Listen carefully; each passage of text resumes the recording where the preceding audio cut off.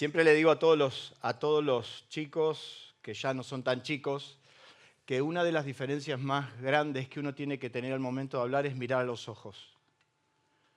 Porque hay cosas que no te puedo decir si no te miro a los ojos. Y hay cosas que vos no me dirías si no me mirás a los ojos.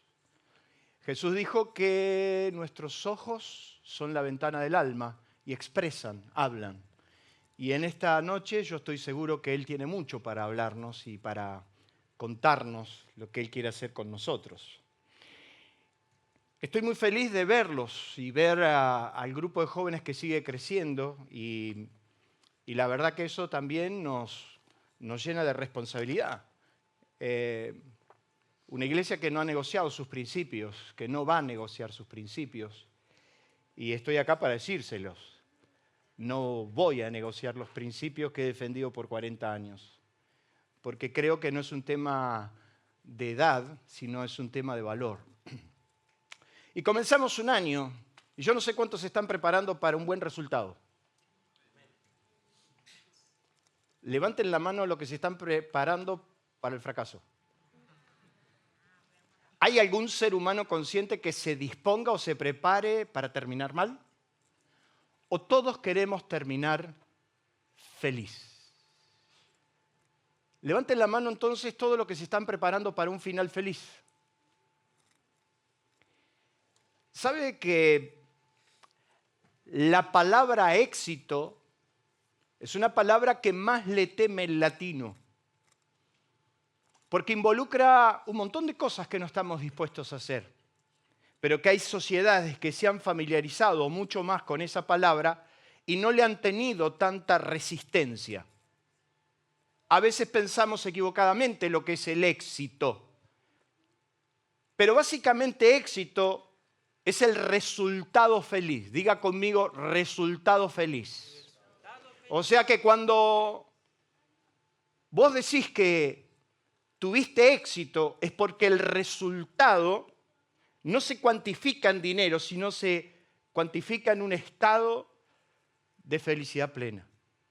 Y es por eso que en esta noche yo les vine a hablar y a darles la fórmula del éxito. Sí, dale una fuerte aplauso. ¿Cuántos quieren esa fórmula?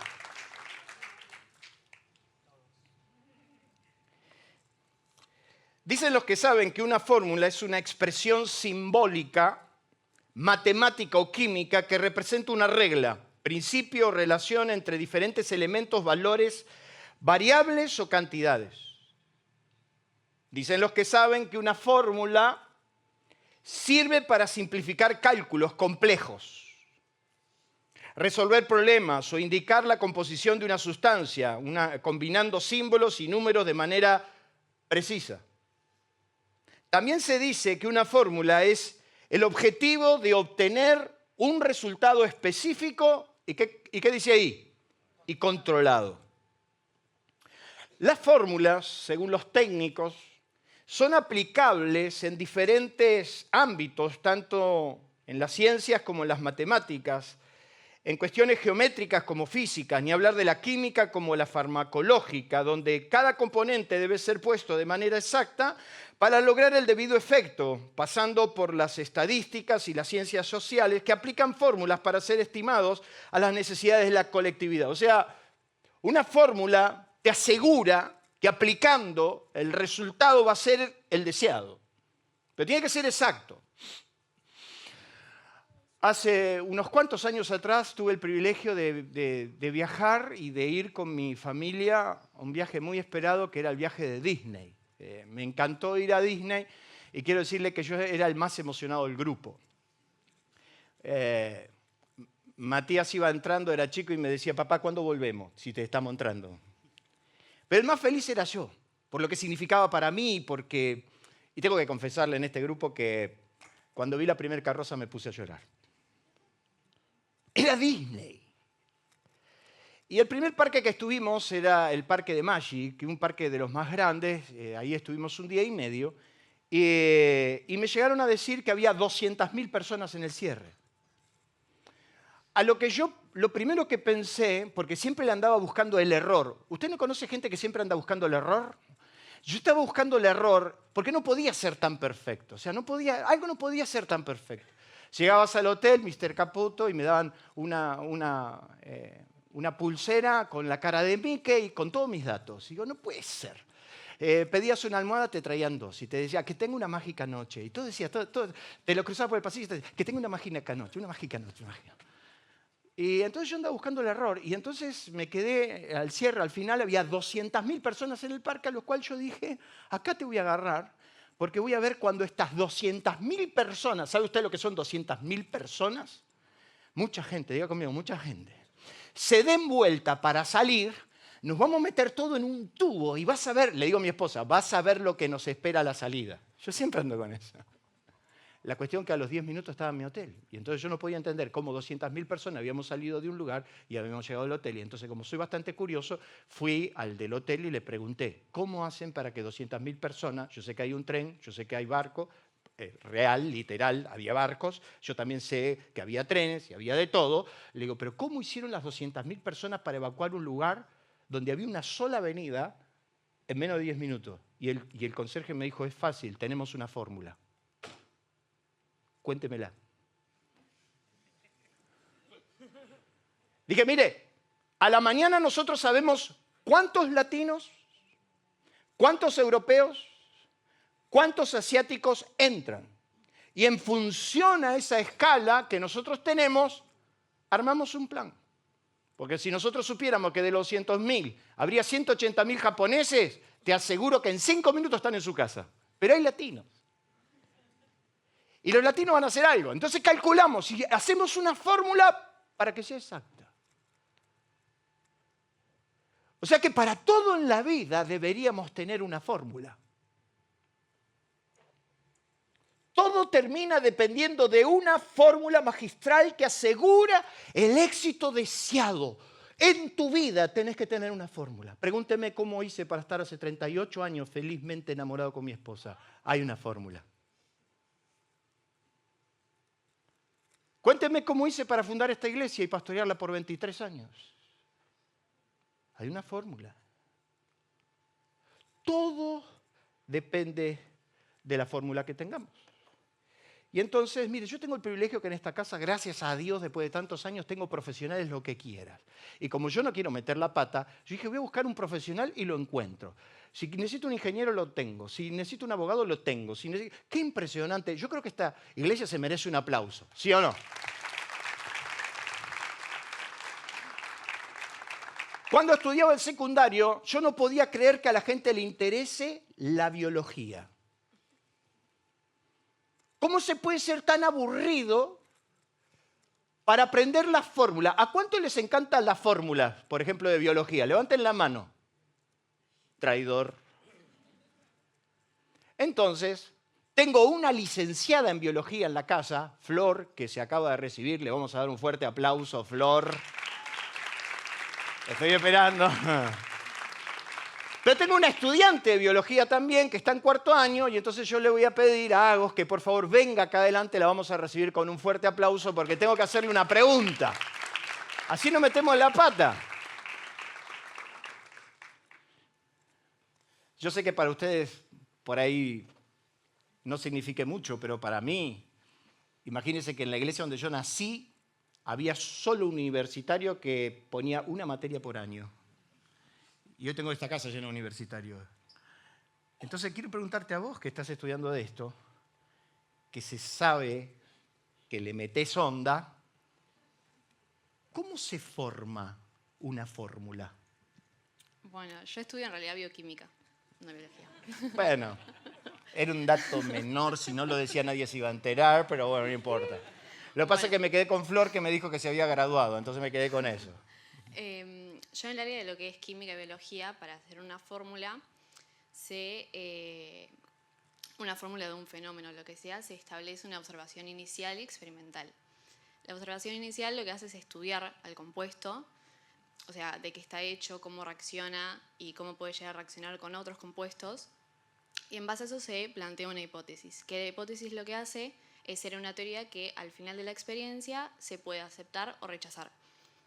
Para llegar a ese punto se tiene que pasar por la parte experimental, que viene a ser la parte práctica, donde se hacen pruebas de laboratorio, por ejemplo, y se ve cómo ese compuesto reacciona con otros y cómo puede llegar a reaccionar, pero bueno, prácticamente. Y ahí es cuando finalmente se pasa a la parte donde se confirma o se acepta la hipótesis en base a datos o leyes que ya están preestablecidos en la historia. Y bueno, y ahí se indica si la hipótesis de la fórmula puede ser aceptada o rechazada. Pero una fórmula se establece desde los datos recogidos, Claro. desde la prueba y la certificación. Sí. O sea que una vez que yo tengo una fórmula con los datos que ya hemos comprobado, se establece como válida e imposible de errarle, ¿verdad? Claro. Sí. ¿Es así? Sí. Bueno, le vamos a dar un fuerte aplauso.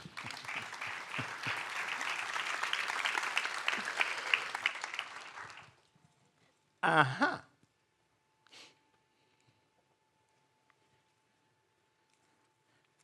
Si esto es verdad, entonces Dios no puede ser la excepción. Es más, Dios es un gran creador de fórmulas,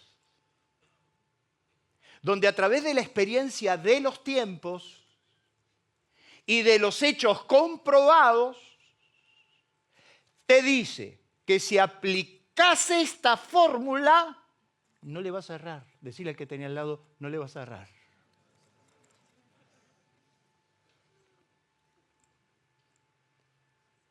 Es súper interesante, porque quiere decir que yo no estoy frente a un ser improvisado que me dice, mira, anda y fíjate, qué sé yo. Capaz que te sale.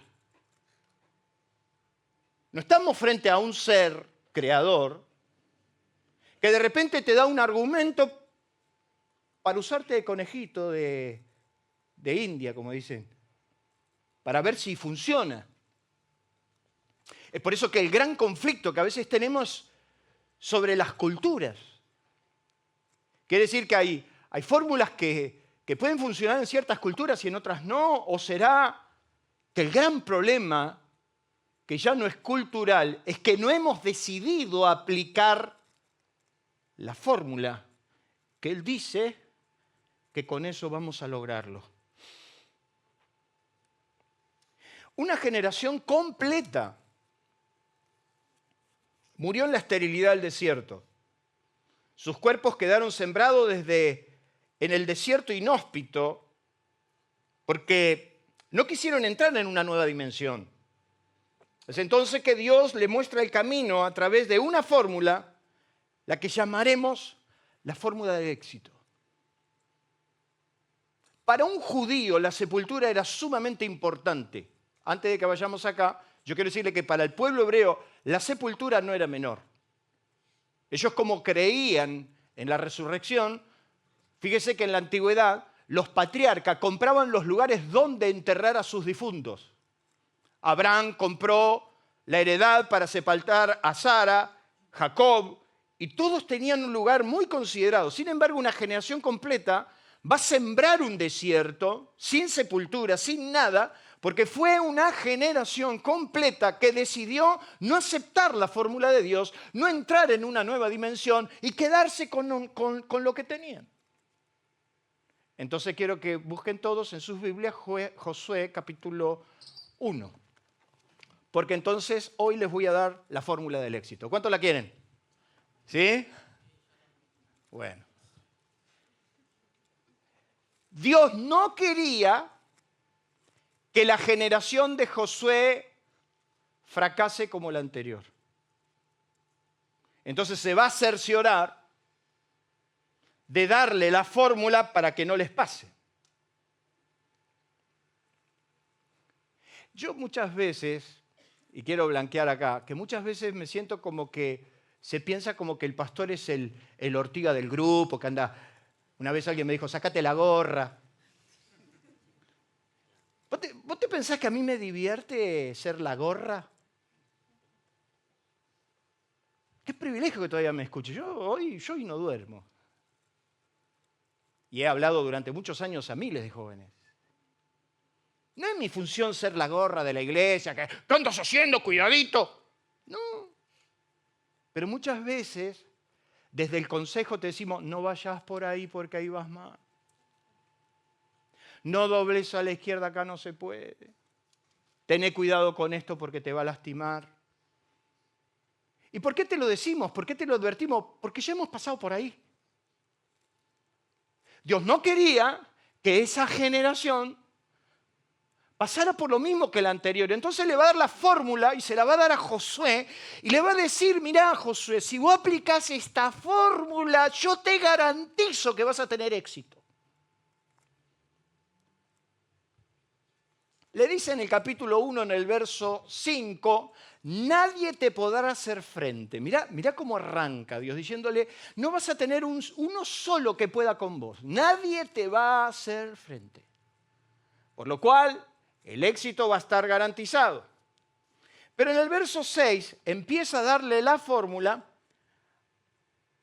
a que como primer ítem, y vamos a empezar a construirlo, le dice una cosa en el capítulo 1, en el verso 6, si tenés la Biblia, Dios le dice, esfuérzate y sé valiente, porque tú repartirás este pueblo por heredad a la tierra de la cual juré a tus padres que le daría a ellos.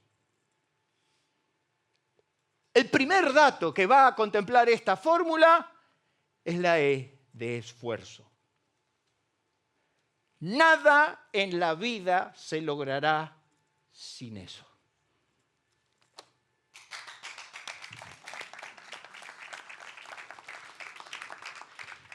Yo sé que el camino más corto es el que más nos gusta.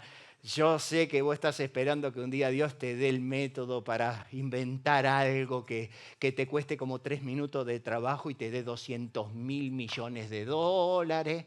Yo sé que vos andás soñando en pos de ese sueño loco y encima que tu teléfono quema, te tira un montón de cosas y data de cómo se puede tener un auto de 8 ruedas, un avión solo para vos, cómo podés comer esto.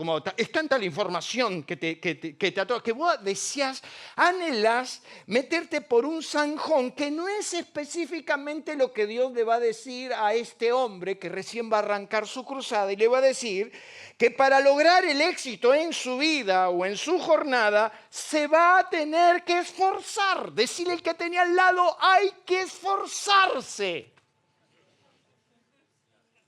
Y otra vez Ángel con lo mismo y otra vez que sí que te voy a meter por lo mismo. Esfuerzo, escuchen.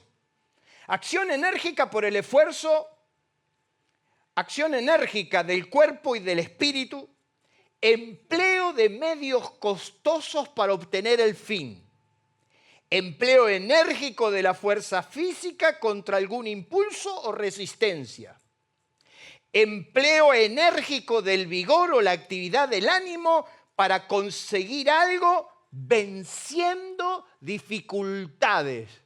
Y le agregaría, y sobre todo, la fiaca.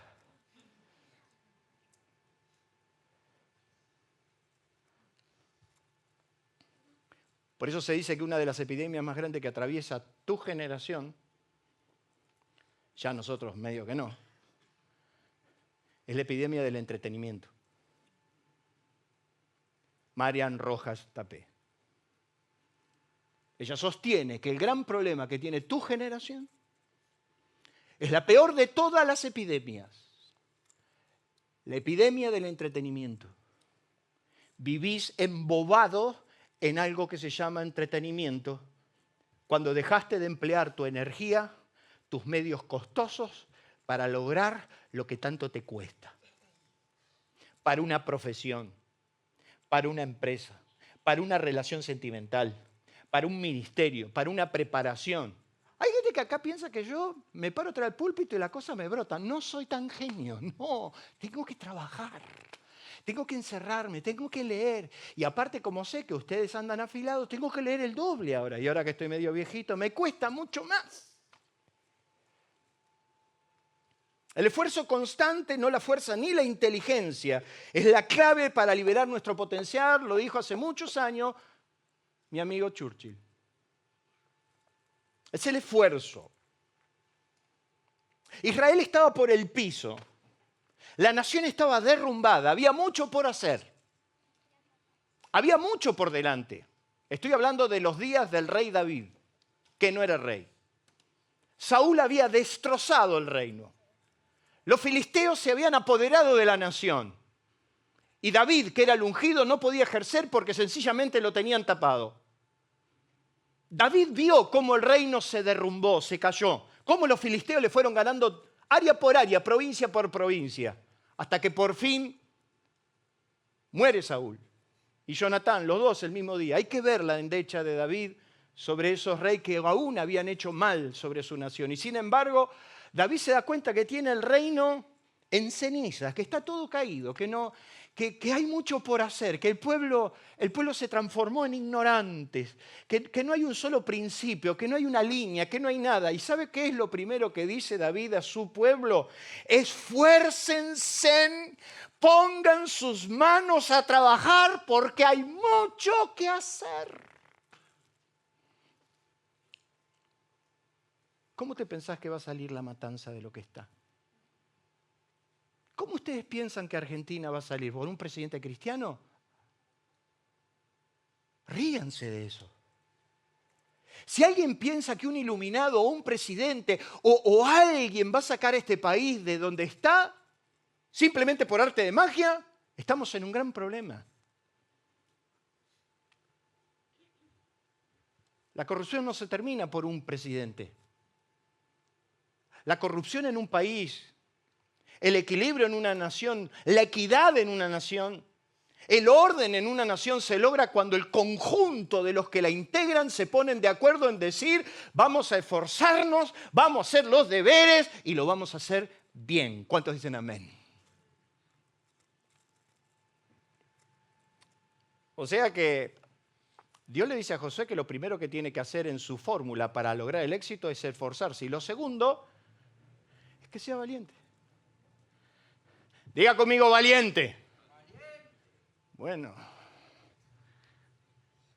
Diga valiente. Valiente. ¿Qué te pensás que es eso? ¿Por qué Dios le va a decir a Josué que sea valiente? Solamente te pido que te esfuerces y seas muy valiente para cuidar de hacer. Tenía que ser valiente para cuidar de hacer. ¿Sabe que tenemos un problema con la comprensión a veces de los textos? Así que me va a ayudar y yo quiero que conmigo lo digamos todos juntos. Cuidar de hacer. O sea que para hacer tenés que ser valiente. Para no irte de pico. Para no irte de labia. Usted no conoce esa gente. No, porque nosotros, porque yo. Todo piripipí. Dios le dice a Josué que sea muy valiente para cuidar de hacer. Conforme a la ley que mi siervo Moisés te mandó, no te apartarás de ella ni a diestra ni a siniestra para que seas prosperado en todas las cosas que emprenda. Dios le está diciendo: mira ese éxito que tanto querés, vas a tener que ser valiente. Y valiente es adjetivo que se describe a quien actúa con valor, esfuerzo, firmeza ante peligros o riesgos. Se asocia con la audacia y la capacidad de superar los miedos. Es la persona con valor para acciones arriesgadas. Escolapinto. El que va al límite. El éxito no lo logran los cobardes. El éxito es para los que juegan en la raya si es necesario. La persona con valor y acciones arriesgadas que denotan fuerza, voluntad y alta autoestima. En hebreo la palabra es gibor, que significa fuerte, audaz, intrépido en la batalla. Es lo que te saca un as de la manga. Valiente. Valiente hay que ser para hacer lo que nadie hizo. Valiente hay que ser para quedarse en la parada cuando todos te quieren torcer el rumbo. Valiente. Por 7 años Madián avergonzó a Israel, los mató de hambre. Los madianitas eran unos salvajes que esperaban que Israel siembre las cosechas y cuando estaban por levantar la cosecha ellos venían y se quedaban con todo. Y arrasaban la tierra. Israel empobrecía. Y ahí estaba Gedeón. que a mi modesto modo de entender no era valiente, pero ahí estaba. Pero sin embargo dice que Dios dijo, varón esforzado y valiente. El tema es que Gedeón no sabía la fuerza que tenía dentro. Eso significa que la valentía se aplica en los momentos de adversidad, cuando todos van para atrás, yo decido ir para adelante. Un día Dios proclamó y dijo, despierten a los valientes. Yo estoy orando y yo quiero decirles algo. Me he tomado el compromiso y el abuso de poner mi despertador 1 hora antes. Todos los santos días, salvo cuando me duermo, porque soy un ser humano que me duermo, de orar por ustedes. Mi oración hacia ustedes es que Dios los despierte. Que Dios los despierte. Que Dios los use. La razón por la que no podés dormir soy yo. Un día dijo, despierten a los valientes. Acérquense, vengan todos los hombres de guerra. Forjen espada de vuestros asadones, lanza de vuestros doces, diga al débil, fuerte soy. Otra traducción dice, prepárense para la batalla, movilicen a los soldados.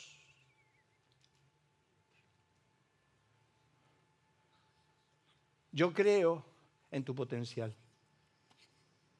Y yo creo que vos podés. Y yo creo que vos lo vas a hacer. Y hay una convocatoria de Dios. Y hay una convocatoria sobre los jóvenes de esta iglesia y hay una convocatoria de Dios para la iglesia que nos insta a despertar a los soldados, a los que se pongan la 10, a los que dejen de paviar y se pongan en la línea para ir para adelante. Creo que eso sí se merece un aplauso. Amén.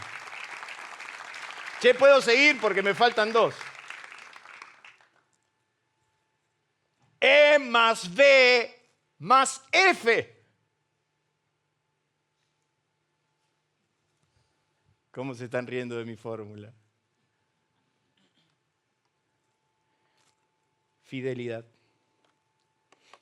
Porque Dios le dice a Josué, nunca se apartará de tu boca. ¿Qué es nunca? Nunca. No en el colegio, en la universidad, en mi noviazgo, nunca. Dios le está diciendo a Josué que sea fiel. ¿Saben qué es la fidelidad? Es el valor moral. Una virtud que implica lealtad, constancia, en el cumplimiento de los compromisos o la palabra dada hacia una persona, grupo o ideal. La fidelidad es la lealtad, la observancia de la fe que alguien debe a otra persona y puntualmente en la ejecución de algo. Cualidad de fiel, que guarda fe, que es constante en sus afectos, en el cumplimiento de sus obligaciones, que no defrauda la confianza depositada en él. Y entonces ahí estaba José, que era lindo como yo, irresistible. Así Ceci cayó a mis pies, muerta de amor, irresistible. Yo tenía rulos como ese que anda por ahí en el fondo. Hay 2 o 3 acá que le miro los rulos y digo, Dios mío. José era hermoso, de buen parecer. Era fachero, diga conmigo, era fachero. Y la esposa de Potifar dijo, jamón del medio. Este para mamá. Potifar anda muy entretenido con Faraón, se va de farra por ahí, me deja este bombón acá, taca. Y entonces José se dio cuenta que entraba a la casa y encontraba perfumitos. Hola José, ¿cómo estás? Bien. ¿Cómo te fue? Vení, sentate, contame. Ya la cosa se empezaba a complicar y dice que esta mujer empezó a importunarlo, lo empezó a seducir, lo empezó a perseguir, le empezó a tirar onda. Hasta que parece que José era como lento. Viste que hay gente que es lenta, medio lento. Y entonces se invirtió la ecuación, porque normalmente antes era el hombre que avanzaba, pero parece que acá se convirtió, y hoy menos, pero la mujer le dijo, mira, no lo estás entendiendo, te hablé en inglés, en latín, no lo entendés. Quiero que te acuestes conmigo. Y entonces dice que cuando José dijo, ¿cómo que me acueste con vos? Potifar me dijo que en mis manos tengo todo menos vos, porque vos sos su esposa. ¿Cómo yo defraudaré esta confianza y pecaré contra Dios? ¿Qué está haciendo José ahí? No cediendo a la tentación.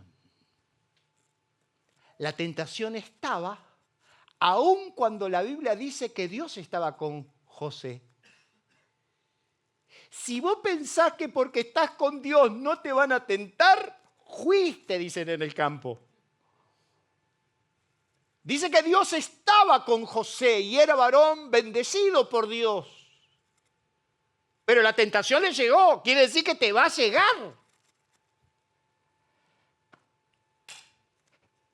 ¿Cómo te manejas con la tentación? No hablemos solo de tentación sexual, podemos hablar de todo tipo de tentación.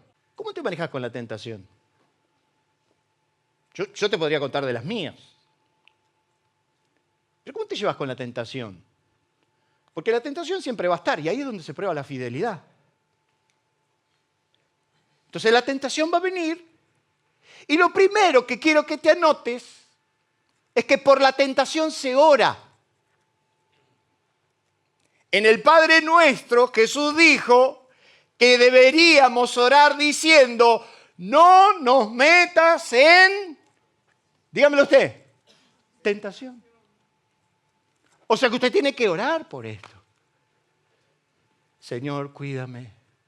Señor, guárdame. Guárdame. Guárdame de copiarme en el examen, Señor. Aunque la tentación sea mucha, guárdame. Guárdame de que un día me levante torcido y a ese lo enrosque, pero de una piña lo mato. Guárdame. O sea que por la tentación vas a tener que aprender a orar. Como primer medida. Como segundo, quiero decirte que no podés ser funcional a ella. Porque dice que cuando Jesús los encontró a los discípulos durmiendo, le dijo, ¿no pudieron velar una hora? Velad y orad para que no entres en tentación, porque la carne es débil. Decirle al que tenía al lado, la carne es débil. Che, ¿yo puedo hablar de esto o estás medio...? Ya en 10 minutos te dejo. No sea funcional a la tentación. Si vos sabés que el chocolate te va a hacer mal, ¿por qué llenás tu heladera de chocolate? No sea funcional. Si vos sabés que determinadas páginas te van a hacer mal, ¿por qué entras? Si vas a caer, tenés que evitarlo. Si ya sabés que hablar mal del pastor de jóvenes te va a traer angustia, ¿por qué seguís hablando mal? Velad y orad para que no entréis en tentación. ¿Qué le está diciendo? Mantengan la guardia alta y no sean funcional a la tentación. Hay cosas que no puede evitar. Yo, por ejemplo, tengo una tentación que se las quiero contar. A mí me tientan los informativos. Una pavada, ¿no? Me encanta, me los quiero ver todos.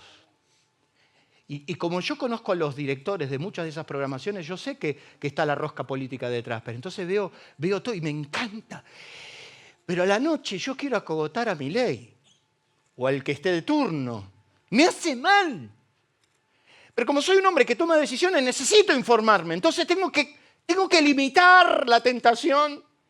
Entonces me limito a leer solo los principales títulos y ahí más o menos veo por dónde va. No sea funcional a la tentación. Lo tercero que tengo para decirte es que a la tentación hay que resistirla. Sí, mirá. No, vos fluí. Yo el otro día escuché a un payaso, qué lástima que tiene título de pastor, pero es un payaso, que le decía a su gente, date el gusto de estar mal. Le decía a la gente, y si estás mal, date el gusto, Dios te va a entender. Sí, señora amada. Eso usted acá no lo va a escuchar nunca, por lo menos mientras yo sea el pastor. Si estás mal, está re mal que estés mal. Pero si estás mal, procura mejorar y levantarte de ese estado. ¿Cuántos dicen amén? A la tentación hay que resistirla y por eso la Biblia dice, bienaventurado el varón que soporta la tentación. ¿Qué me va a hacer? ¿Una factura más? ¿Qué me va a hacer?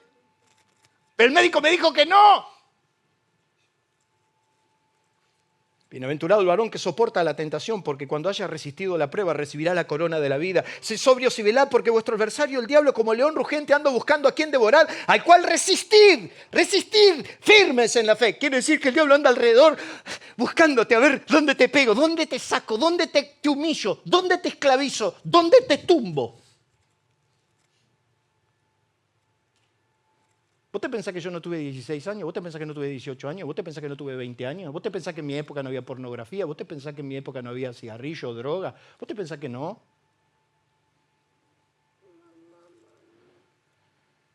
Pero hemos resistido. Y yo dije, ya me bastó el tiempo que anduve jugando con todas las chicas del secundario. La próxima me pongo novio, me caso, no juego con nadie. Y así fue.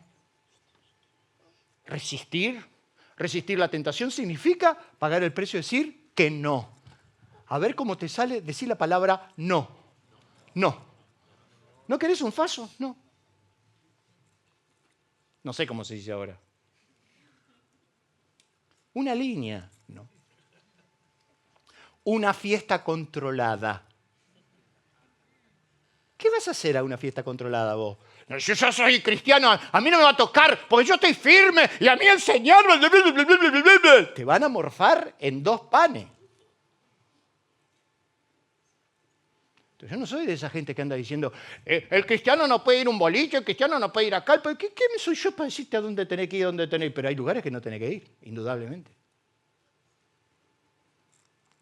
Si yo soy diabético y estoy insulino dependiente, ¿qué hago adentro de una chocolatería? Voy a morir.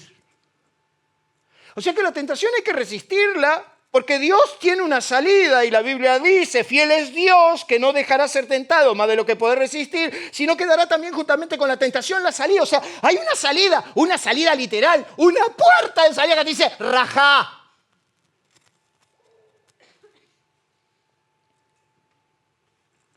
Pero lo más importante de la tentación es que tarde o temprano al diablo se le terminan los recursos. Dice la Biblia en el Evangelio de San Lucas que cuando al diablo se le terminó toda tentación contra el Hijo de Dios, lo abandonó. ¿Qué significa? Que si usted resiste, usted aprueba el examen, hay un momento donde toda la tentación se te vaporiza. Diga conmigo fiel. Pero le voy a agregar lo último que Dios le pide a Josué. No solamente le pide que se esfuerce, no solamente le pide que sea valiente, no solamente le pide que sea fiel, sino que le pide que sea íntegro. En el versículo 8 dice, para que guardes y hagas. No solamente hagas, sino que guardes. En definitiva, no solo ser, hay que parecer. Guardar. Eso habla de ser íntegro. Cuando vos te manejás con los principios que guardás en tu interior y no lo negociás. Para que guardes todo lo que está escrito, porque entonces hará prosperar tu camino y todo te saldrá bien. ¿Me escuchó? Para que guardes y hagas, porque entonces harás prosperar tu camino y todo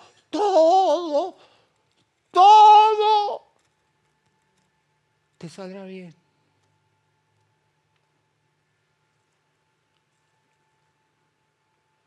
¿O ustedes de los más o menos? ¿Ustedes son de los más o menos o son de los que quieren hacer bien las cosas? Yo no decidí formar una familia más o menos. Yo decidí hacer una familia bien hecha. Yo no decidí estudiar más o menos. Yo decidí estudiar bien. Y voy a contar algo porque muchos me lo han preguntado, porque muchos les llama la atención. Yo tengo un doctorado honoris causa en formación humana. Me lo dio una universidad secular, no una universidad cristiana. Y me lo dieron en reconocimiento a 25 años de trayectoria en todas las universidades de Centroamérica. Pero yo no terminé mi secundario. Quiero decirlo porque muchos andaban preguntando. Yo a los 16 años tuve que ir a trabajar y dejar de estudiar.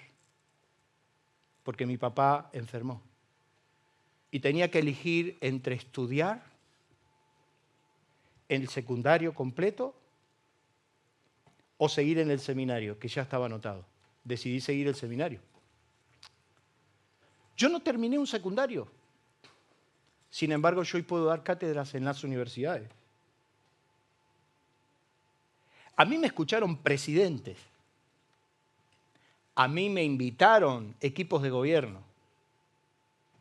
Perdón que sea autorreferencial.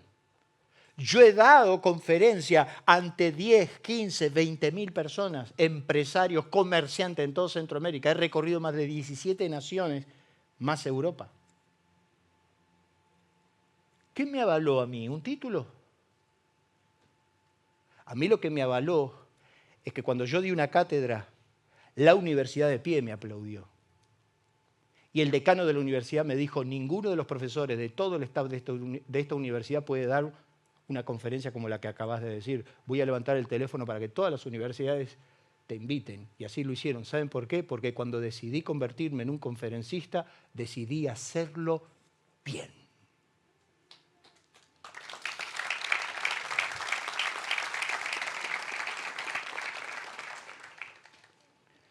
La gente dudará, Gretel, ¿me acompañas, por favor? ¿La gente dudará de lo que hables? ¿Vos te pensás que hay gente vos te pensás que no está dudando de lo que digo? Acá no creo, pero ¿vos te pensás que la gente no duda? Me importa muy poco. Porque la gente dudará de lo que digas. Hay que ver si eso de la tentación, ¿viste? Antes no era así, no. Ahora no se puede. Ahora con las tentaciones que tenemos hoy no es lo mismo que cuando Ángel tenía 16 años. Seguí en esa. La gente dudará de lo que hables, cuestionará lo que pienses, pero jamás de lo que hagas. Jamás. Y entonces la Biblia dice, en el libro de Hebreos 11, el libro de Hebreos 11 es, la palabra clave no es fe, la palabra clave es testimonio. Porque por ella alcanzaron buen testimonio los antiguos. Por la fe Abel ofreció más excelente sacrificio que Caín. Y tuvo testimonio de que sus ofrendas eran justas. Por la fe Enoc caminó con Dios. Pero antes de ser traspuesto, tuvo testimonio. Diga conmigo testimonio. Dígalo más fuerte. Testimonio. Yo no juzgo a nadie y no quiero que nadie me juzgue. Para. Ese versito evangélico ya me lo comí durante 40 años. Si vos no me podés asegurar con tu vida lo que me decís con tu boca, vos sos un charlatán. Y por eso la gente no nos quiere escuchar. Pero ¿sabe cuándo la gente te quiere escuchar? Cuando ve que en tu vida es verdad lo que hablas. ¿Sabe usted qué es testimonio? ¿Saben ustedes qué es testimonio?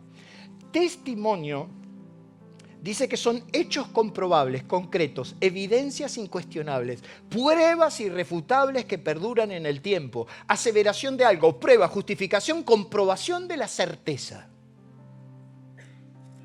Por eso Pablo decía, sean imitadores de mí. Eso se llama integridad. Dios necesita en este país jóvenes íntegros. ¿Cuántos se alistan?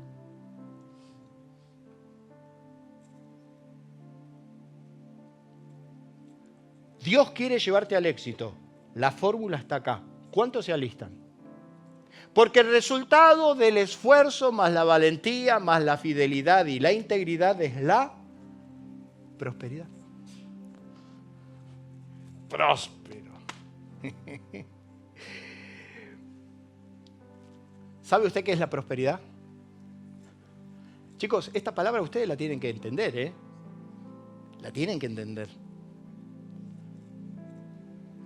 Prosperidad es el estado del bienestar, éxito y abundancia, tanto material como personal, que indica un desarrollo favorable. Más allá de la riqueza económica, implica plenitud interna, salud financiera y estabilidad. Se asocia con el progreso, la mejora de la calidad de vida y el logro de metas. Cuando una persona es próspera, cuando tiene calidad de vida y no es plata. Cuando alcanza la meta, el logro, es próspero. Y es por eso que San Juan decía, amado, yo deseo que tú seas prosperado en todas las cosas y que tengas salud, así como prospera tu alma. Si aplicás la fórmula de Dios, ¿qué dice ahí?